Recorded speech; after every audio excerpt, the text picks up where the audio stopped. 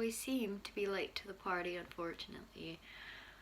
But today is Mental Health Awareness Day, and I made a video exactly to the year today about this exact same topic. So hopefully I'm not too repetitive in what I say, because nothing that I say is scripted. It is completely from my mind, from my heart. It's everything that I mean. I wouldn't say it if I didn't mean it anyway.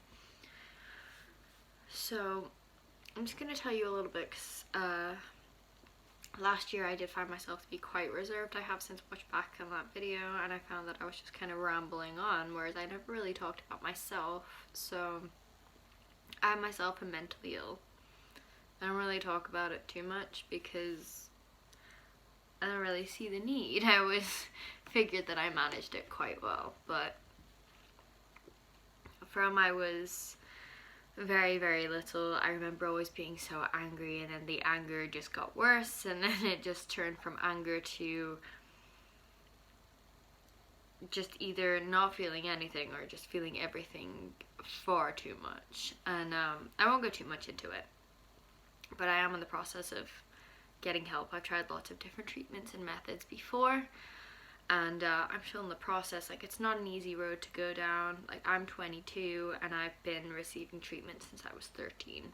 So, you know, it's a bit of trial and error, because every single person is different and nothing is guaranteed for any one person.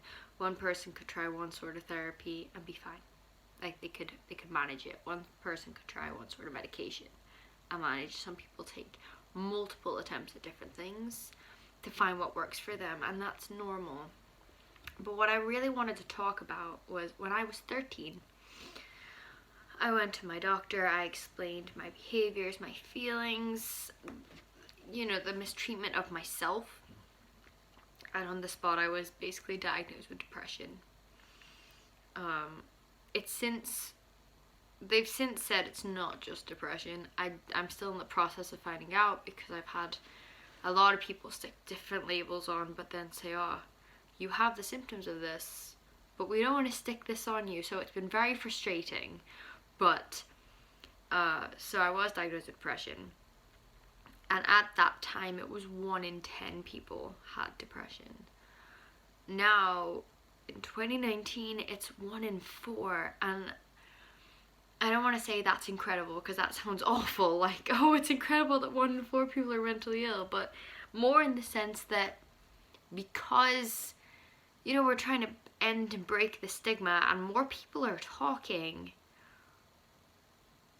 the statistics are more accurate, the help is getting more researched into. I don't know about anywhere else in the world, but in the UK we're so underfunded. But the fact that, you know, just by having that conversation and having some sort of discussion about how we feel, even if it's to a friend, a family member, a colleague, a manager, someone on the internet that you've never met, anonymous chat room, whatever it is, whatever you find helps you, it's incredible, because it's made so much difference.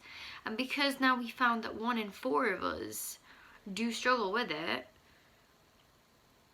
you know, more time is going to be taken to look into certain treatments, to look into certain methods of diagnosis, so that it can be diagnosed sooner, so that people don't feel as ashamed or embarrassed or, you know, mortified of themselves, and so that people will talk sooner. And, you know, I don't want to seem like that guy, but I've always been kind of one of those people where it's kind of like you never really understand something until you've been there yourself. And I feel like that's something with mental health. Like, it's such an individual thing. Like, I don't want to sit and compare myself to anybody else, because my experience could be completely different. They may have similarities, but there's nothing saying that I feel the exact same way as anybody else in the world does. And there's lots of people that still say, like, oh, well, you've got a house, you've got a family, you've got a job, like, what have you got to be sad about? And it's like, literally none of that matters when there is an internal war in your head. Like, mental illnesses are a chemical imbalance in the brain, whatever way you want to look at it. it is trauma. It is as a result of trauma, or it's hereditary, or both. It doesn't just, it's not just something that you can choose to switch on or switch off. It's there, and it needs something. And, you know, there was an analogy that a psychiatrist gave me, actually, about medication, because I didn't really understand how it worked. I was like, well, I feel pretty sad. How is medication going to make me feel happy? So they said that when you're depressed, you don't have as many dartboards kind of floating around your brain. So what the medication does is it produces more dartboards, so the serotonin is more likely to hit it. And I thought, you know what? That's an incredible analogy. And I know lots of people that are on lots of different medications that work for them. I've not been quite so lucky up until this point. I've been on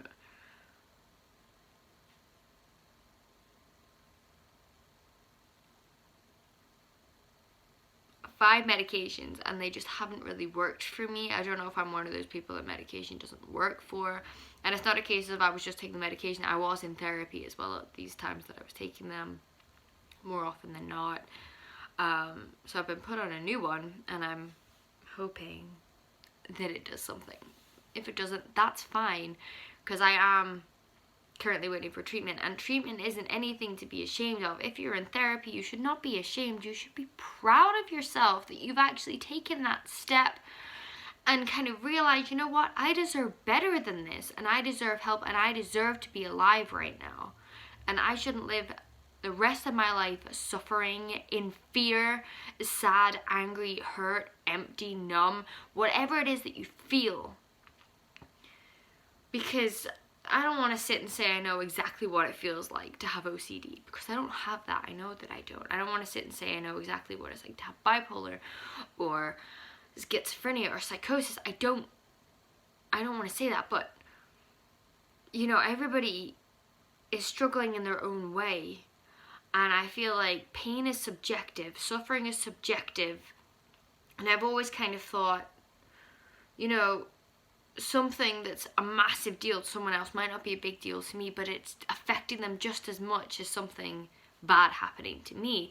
And I feel like that's why you should never judge anybody based on their lives or their experiences or their feelings. Everybody is valid, and everybody is entitled to their feelings, and if they want to be sad just because they're sad, they're allowed to be sad. The worst thing that you could do to yourself is bottle it all up, because one day you will crack.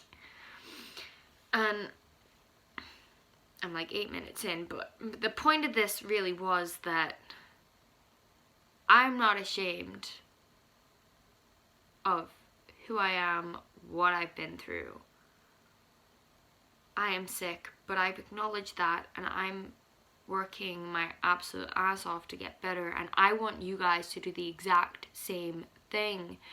If you find yourself struggling, if you find yourself wanting to do horrible things to yourself, if you are struggling to find the will to live, please do me a favor and just talk to somebody, be it a parent or a friend or a teacher or your manager, or somebody that you can trust and someone that you can rely on. Because life is hard enough with everything else that's going on in the world. The last thing that you need is to be struggling because people have made you feel like you're undeserving, or you're not worthy, or you've convinced yourself that you don't deserve to be loved or appreciated or deserve the help that you do. Because I can promise you, you do not deserve to suffer like this. You deserve to get help, and you will reach recovery. It might take some time, but when you think about your life in the future, it will totally be worth it. And it's not doing it for anybody else, it's doing it for you, because you're important and you matter, and your existence makes this world so much better. So please don't suffer alone, because I love you, and I know so many other people love you, and I really hope that one day you can love and accept yourself and get the help that you deserve. Even if you don't feel like you deserve it right now, I can promise that you do, and I'm so proud of you. But please stay safe and take care of yourselves. I love you.